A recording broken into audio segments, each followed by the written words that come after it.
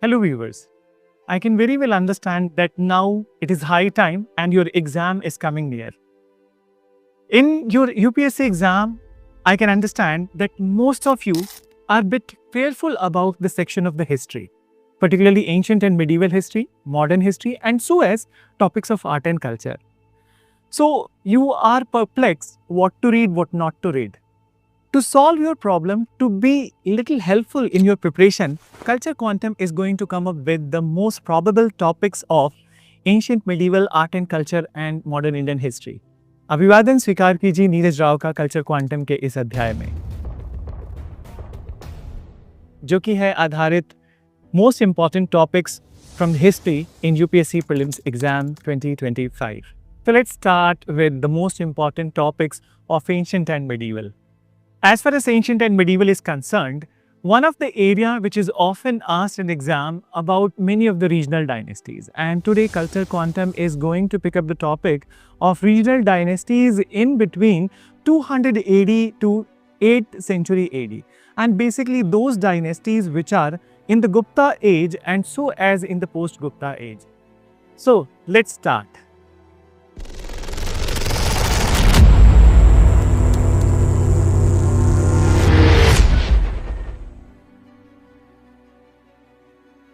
One very important regional kingdom who were the contemporaries of the Gupta are the Vakatakas of Deccan, who mostly ruled from Maharashtra and parts of Madhya Pradesh and also touching the parts of Andhra, Telangana, so as Chhattisgarh. So Vakataka dynasty was founded by Vindhya Sakti somewhere around 250 AD. It is exactly the same timeline when Sri Gupta has founded Gupta dynasty. After the first ruler Vindhya Sakti, the most important ruler was his son only, whose name was Pravarsen. And actual expansion of that territory has happened under Pravarsen. But after the end of tenure of the Pravarsen, Vakataka kingdom got divided into two branches, which is Pravarpura Nandi Vardhana branch, basically based in area of Nagpur and Wardha, and then the branch of Vats Gulma, which is basically the area of Vasim in modern Maharashtra.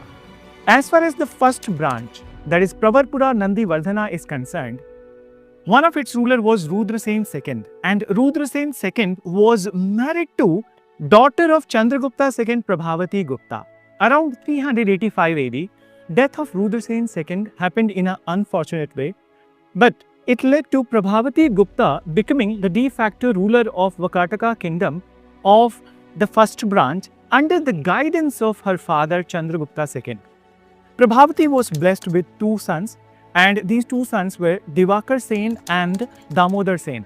But it is the Divakar Sen who is also known as Pravarsen II, and he is regarded as one of the most important ruler of the Vakataka dynasty. So let me tell you one unique fact about the Pravarsen II. Unique fact is that most of the inscription in India, they are belonging to Ashoka, but the second most number of the inscription belong to Pravarsen II. Another branch of Vakatakas was Vatsgulma branch, as I said earlier. So the ruler of the Vatsgulma branch, Harisen, he is the one who annexed the first branch and amalgamated the two branches in 480 AD. And then this dynasty continued somewhere till 550 AD, which is exactly similar to the end of the Guptas also.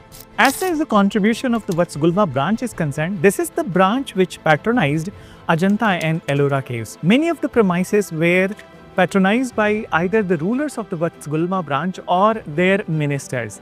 And as you know, that these two sites are one of the UNESCO heritage site and famous for their beauty and their aesthetic.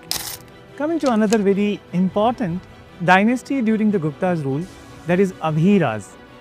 Abhiras, their origin is considered to be somewhere around 203 AD, but their exact beginning is said to be from the 315 to 370 AD. And Ishwar Sen is believed to be the initial ruler of this dynasty. As far as the area of this dynasty is concerned, they ruled vast area in Maharashtra and so as the parts of the Gujarat, so as the parts of Madhya Pradesh.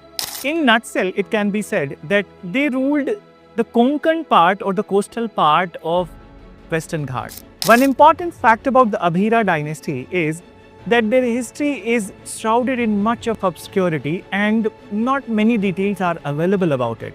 But there is one detail which is mentioned in the famous Allahabad inscription or Prayagraj inscription of Samudragupta. Samudragupta mentions that he defeated Abhiras, and moreover he also mentions Abhiras as the frontier coastal kingdom of India, and he also mentions that after the defeat they were paying him taxes.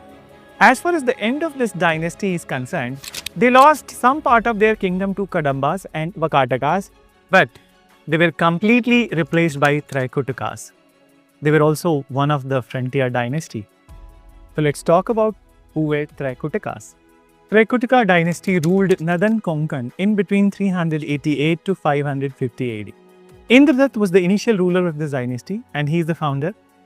As far as this Traikutaka name is concerned, Kalidas in his momentous work, Raghuvamsam, he has mentioned Trikuta Parvat.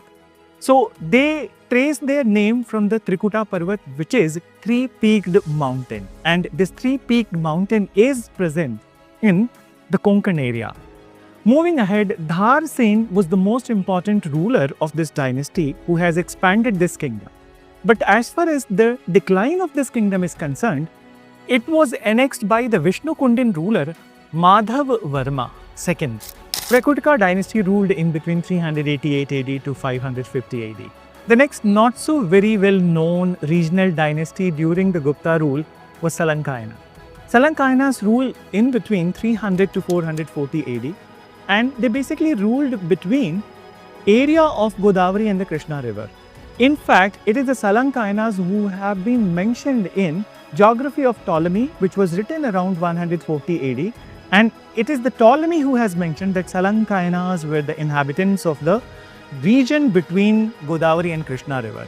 Moreover, not many records are available about the Salankayanas, but the most important and the first ruler was Hastivarman, and Hastivarman was defeated by Samudragupta. So once again, it is the Samudragupta's Allahabad pillar inscription or Prayagraj pillar inscription which mentions that he defeated Hastivarman of Salankayana, and moreover, Salankayana ruler Hastivarman agreed to pay the taxes to Samudragupta. Another thing which is important about the Salankayana dynasty, that it is a Brahmin dynasty which traces its name from a Brahmin sage whose name was Salankayan. Another very important regional dynasty at the time of the Guptas is Vishnukundins, who ruled in the tri-junction area of the Andhra, Telangana and Odisha. They ruled in between 420 to 624. As far as the initial founder is concerned, Madhav Varma first was the initial founder. Madhav Varma first has some sort of confrontation with the Vakataka rulers, but in the end it resulted into matrimonial alliance between the two kingdoms. Moving on to the next information about the Vishnukundins is that Vishnukundins were defeated by the Chalukya ruler Pulakesin II in 616 AD. But later on, it is the brother of the Pulakesin II whose name is Vishnuvardhan who defeated Vishnukundins completely, and then he annexed their capital Vengi, and that's how the emergence of the eastern branch of the Chalukyas has happened at this time, which ruled from the area of the Vengi.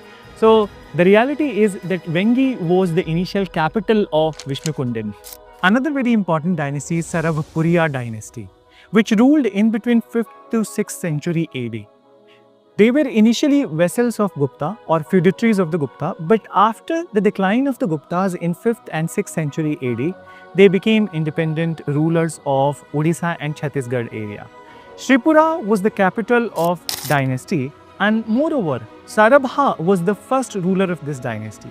By faith, they were the devotee of the Lord Vishnu. Vaishnavite tradition was very popular in Sharabhapuriya Dynasty, and moreover, they were worshippers of the Krishna Vasudev. They created many premises dedicated to the Krishna Vasudev. Another very important dynasty in the post-Gupta age was the Nala Dynasty, which ruled in between Chhattisgarh and Odisha, and basically their core area was the Bastar and Koraput district of the Odisha.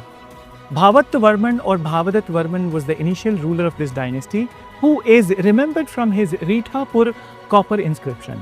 In this inscription, an interesting fact is mentioned that he and his queen, they visited to Prayag for Sangam participation, or basically it is all about the participation in the Kumbh. Moreover, Skandavarman was the last ruler of this dynasty. This dynasty right from the beginning had confrontation with the Vakatakas, which is believed to be the reason of their decline. Another popular dynasty from the post-Gupta age are the Panduvamshis of Mekala and Panduvamshis of Dakshin Kosala. So let's talk about the Panduvamshis of Mekala. They derived their name from the Mekal hill range, and they basically ruled in the area in between Amarkantak hills and the Mekal hills. It is a lunar dynasty which traces its origin from the legendary Pandavas of Mahabharata. As far as the foundation of this dynasty is concerned, Jayabala was the initial founder of this dynasty. And the Mekala branch ruled in between 6th century to 7th century AD. Then comes the second branch of the Panduvamshis, that is Dakshin Kosala. It is basically the Shipur area of Chhattisgarh state.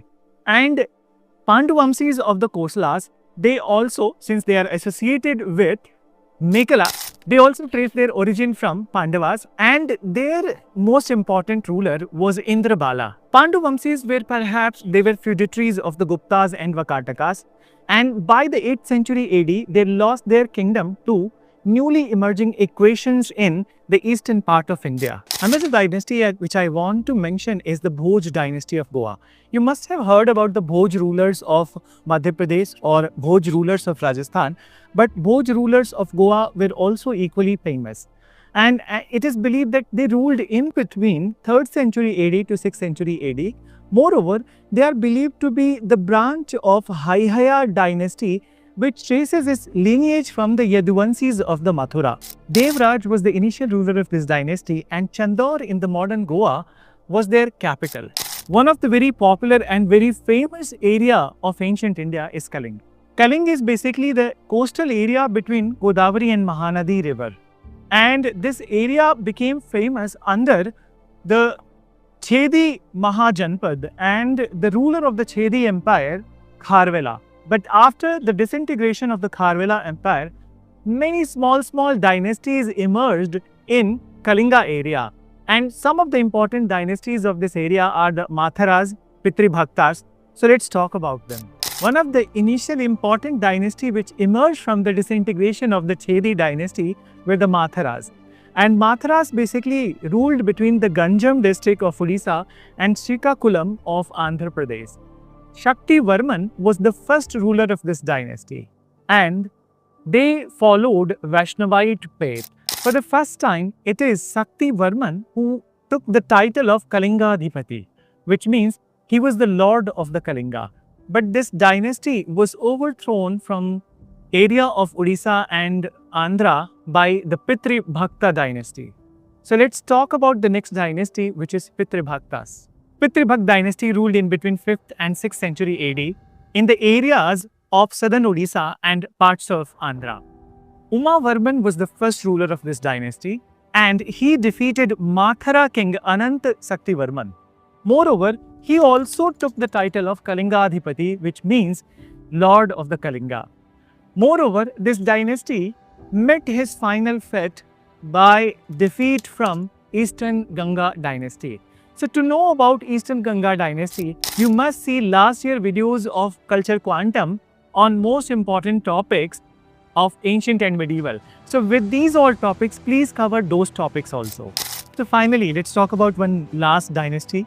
As far as the regional kingdoms in post-Gupta and Gupta period are concerned, is the Vasishtha Dynasty, which ruled in 5th century AD in the area of, once again, Odisha and Chhattisgarh and Andhra.